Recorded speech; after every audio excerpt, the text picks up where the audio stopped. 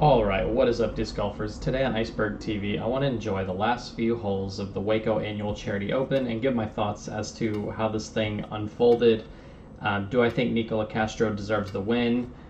Kale LaVisca came charging, hit a bunch of clutch circle 2 putts, and I think this finale was really wild, and I think Nikko got so lucky. Let's look at their tee shots, let's look at how this hole played out, and we'll just check out the end of the tournament, and then I'll give my thoughts as to what should we expect from Nikko moving forward and from Kale LaVisca moving forward. The one positive, though, is there's a little bit of a tailwind off the tee shot, and Kale just threw a gem.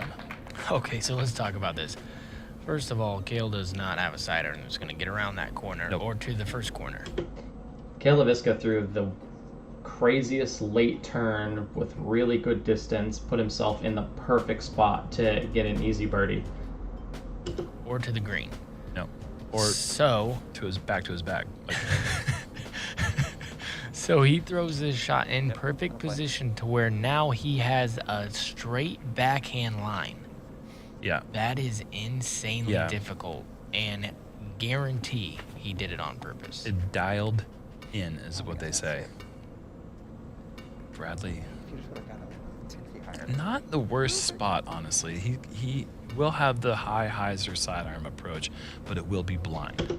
So at this point in time, look at what's been happening. Nikko went par, par, par, bogey, par, par, par, birdie. And Kale went par, birdie, par, par, birdie, birdie, par, birdie. So he's gaining strokes extremely quickly. Nikko missed inside the circle, outside the circle. He is missing pretty much all of his putts. Nikko. And at this point, when I'm watching this, I didn't know who won yet. Like, when I was watching this for the first time, I see Nikko throw this shot. I was like, oh, there he goes. He choked. Like, we thought he was going to choke, and he chokes, and he chucks his disc out of bounds. And it's over. Kale's going to win because he threw a perfect drive. This needs... Oh, my God. And a few holes earlier, I forget who it was. It was either Gavin or Bradley threw, like, a perfect forehand and just barely caught the grass and stopped. So, like, it just looked exactly the same. Like, it was just going to hit the grass and stop, just like the other one did, but it winds up getting back in bounds, which was absolutely insane. Gosh, that could have done what Gavin's drive did on hole 14. That could have just unbelievable. That was so lucky to be in bounds.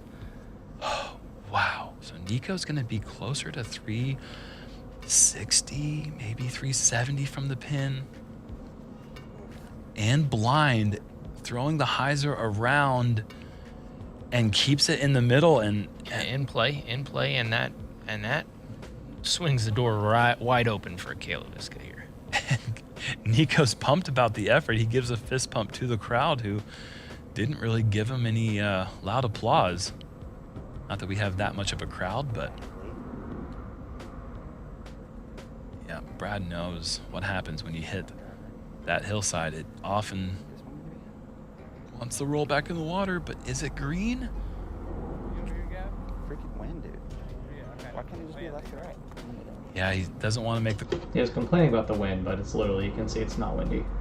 call for the group, but that's going to be close. So now, Kale LaVisca, knowing that Nikko is about 65, 70 feet short, has an opportunity to put this one close and maybe tie this one up.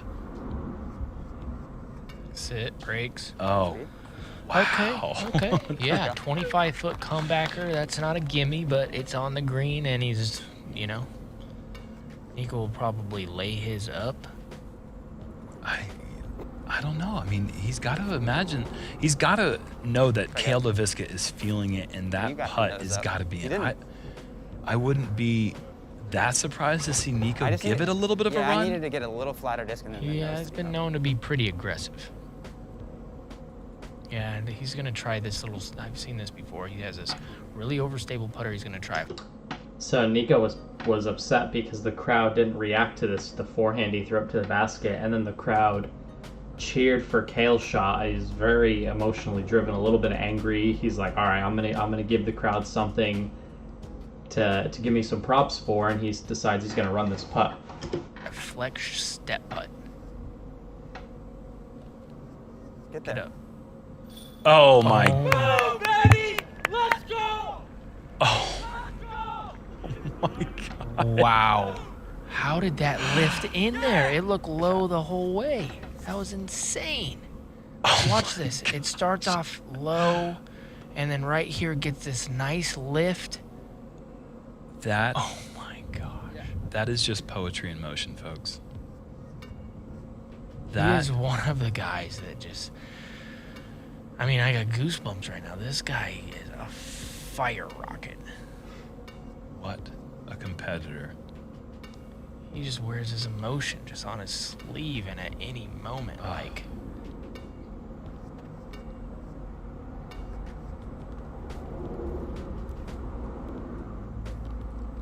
And This is a must make, obviously. yeah, this match play pressure back on Kale Let's go, dude. does not. It just doesn't bother him.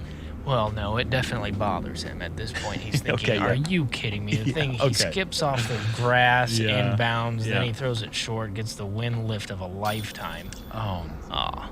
And now I'm still one back going into the last hole. He could be very easily up one going in the last hole. I mean, it could be over. He could be up 2. I mean, To me, it comes off like Yuli doesn't like Nikko very much. So we all know how this ends.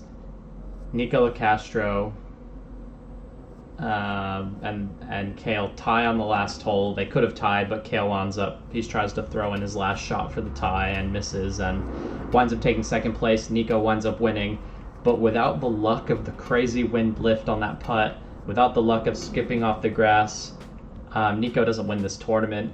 And at the end of the day, a little bit of luck doesn't hurt, and Nikko sneaks away with this one. So congratulations to him. And what do I expect from Nikko the rest of the season? I expect him to have a couple of top 10s and probably not to win anything else, but hopefully he proves us wrong, continues to play at a high level. There was a point where Nikko was the best player in the world, highest rated player in the world, and not a lot of people can say that. And Kale LaVisca, he'll play well at the events that don't require forehands. He'll always continue to play well at those events.